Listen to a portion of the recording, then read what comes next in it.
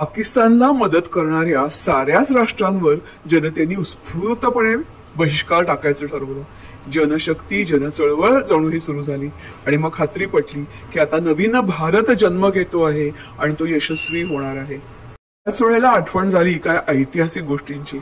उदाहरणार्थ सोरटी सोमनाथ 17 वेळा जे लुटलं गेलं असं हे गुजरात मधलं सगळ्यात श्रीमंत अशा प्रकारचं देऊळ. जेव्हा गझनीवरून मोहम्मद चालत आला त्यावेळेला तिथला राजा भीम हा अतिशय उत्तम व्यवस्थापक स्थापत्यकार, मात्र संरक्षणाची व्यवस्था त्यांनी केली नव्हती. परिणामी या मोहम्मदने सारं गुजरात लुटलं, जाळलं, पोळलं, हालअपेष्टा केल्या, मंदिरं लुटली आणि जेव्हा तो सोरटी सोमनाथाकडे वळाला त्यावेळेला आधीच जाग्या झालेल्या पुजाऱ्यांनी सोरटी सोमनाथाचं रक्षण करायचं ठरवलं. अर्थातच आजूबाजूच्या खेड्यात ऑलरेडी निरोप गेले होते.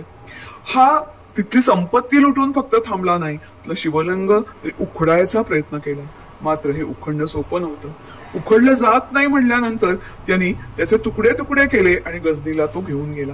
मात्र त्यावेळेला जनतेमधून 50,000 नागरिक हातात असेल नसेल ते घेऊन सोरटी सोमनाथच्या रक्षणाला धावून आले. ते प्रशिक्षित सैन्य नव्हतं.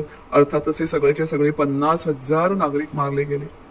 सोमनाथाचं पुन्हा पुनर्निर्माण झालं. मात्र गझनी हाल अपेष्टा दुःख याच्यात होरपळतीये.